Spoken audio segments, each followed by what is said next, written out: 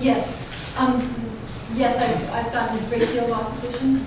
After I spoke at UC Berkeley, a very fair debate was held probably about 5 or 6 years ago at UC Berkeley, with 2 people on one side, 2 people on the other side, moderated by the Dean of Students, sponsored by the Associated Students of UC Berkeley, and very fair with equal time, etc. And when we came into the office the next morning, there was a voicemail on the office saying, me and my buddies trained by the Israeli military are going to come in and kill all of you. Don't come into your office, we're going to come in and kill all of you. I went, my view is I'm not going to be intimidated. And I do know they have actually killed some people here, so it's not to completely ignore that possibility, but it's usually that kind of person's a bully.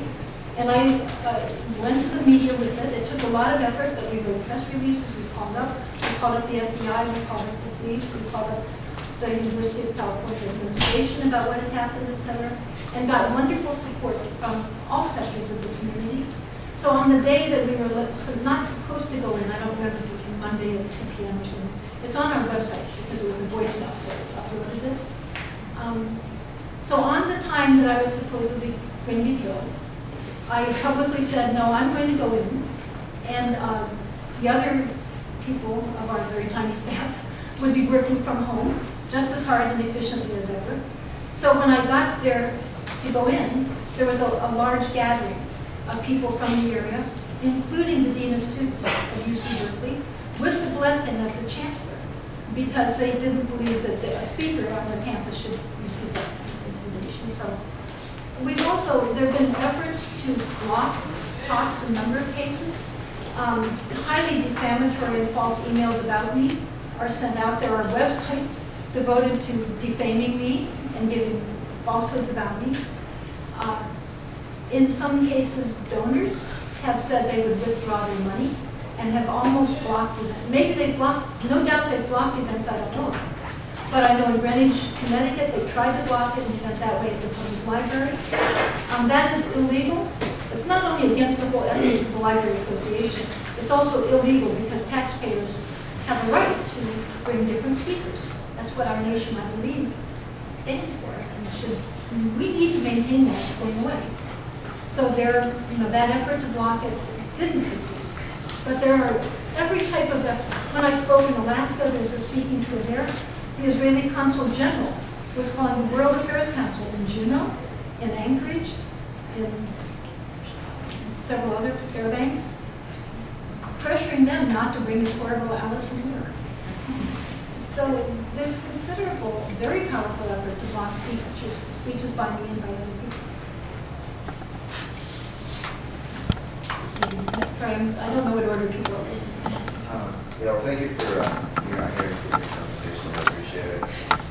One of the things that you focused on in the presentation was the concept of media bias. And I also think there's a lot of bias in the media when it comes to a lot of issues.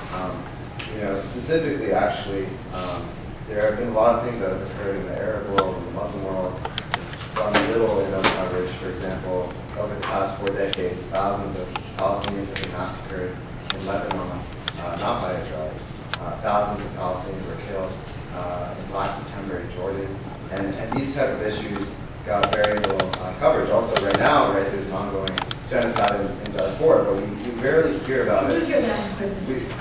I don't hear it very much on the mainstream media. There's one actually, an Arab Israeli journalist who says that it's almost a racist policy because you have Arabs that are going Arabs in the Western world we don't think about it. It's as if we don't believe that they should be held to the same standards.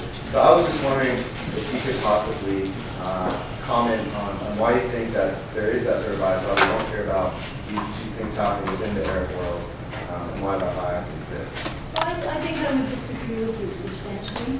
I think we do hear quite a bit of that. I think the average American, because of the type of media coverage we get, has a negative view of many Arabs and Muslims because of this, because it does emphasize, there is violence. Every society, sadly, has violence within it.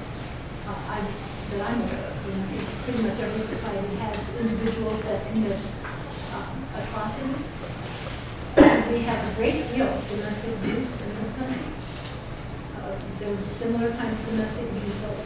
So, all of this goes on, and I think we hear quite a bit about that type of thing having to do with the Arab and Muslim world. What we don't hear about is that that type of thing goes on to a very large degree also, not surprisingly, in Israel. We hear very little about. I now try to read the Israeli media every day. I try to read the Palestinian and Israeli media every day, as well as American media, to post the news every day. So when I read that, I'm now aware of enormous scandal after scandal in Israeli society. At high levels of government, corruption scandals, sex scandal, religious scandals, etc. So again, I don't use, most of those I don't post. They're not specifically related to Israel-Palestine. But I think we're getting very little of that compared to where there's some sort of corruption among the Arabs and Muslims. So again, I would feel that a study that looked into this would show that the distortion is still the type of corruption I would see. I do think also that it's especially significant when we have a role in something, and we have a major role in this one. And that's especially important for us to know about in the practice. But I do think that any kind of decent people should try to end violence, try to end oppression and injustice and cruelty everywhere. And we should all join. I think the people of the world need to join together in that effort. That's the alignment I'd like to see, of the people that are really trying to align, that are really trying to live moral lives, and are trying to prevent tragedies from happening not only to their own population, but tragedies from happening to other populations as well. Probably I should go to somebody else. There's a lot of money being poured into that massive regionalizing interest. What is your opinion on your interest? Thank you very much for that question. The question was, what are U.S. interests? Is that because one would assume that this kind of money, we're getting something out of it. Mostly negative. In fact, this is something I've looked into a great deal. Read a lot of people that know a lot about the region haven't had the time to study the U.S. aspects of it as much. And consistently, the U.S., from the beginning, interestingly, the Pentagon and the State Department, back when Harry Truman was helping push through this partition plan, the State Department and the Pentagon opposed that. They all were recommending that it would be very damaging to U.S. interests, national interests in the region and that he should not support Zionism. That it would be very costly and damaging to the United States. Harry Truman, however, like pretty much every politician from both parties, with some wonderful exceptions from both parties, did what pretty much all politicians did. They want to get reelected. They want to win the election. And the way things work is to win an election, you need the media on your side, and you need the donations on your side. If you're going to take a stand that will give your opponent massive donations and take donations from you, then very few people take that stand. So Harry Truman said to his advisors, including his Secretary of State, George Marshall, the most very significant was the Marshall, famous Marshall Plan. He'd also been a World War II hero. He was Secretary of State under Truman. And Marshall had said, don't sacrifice U.S. interests just for an election. Truman said, gentlemen, I have hundreds of thousands of people eager for Israel. I don't have hundreds of thousands of Arabs among my constituents.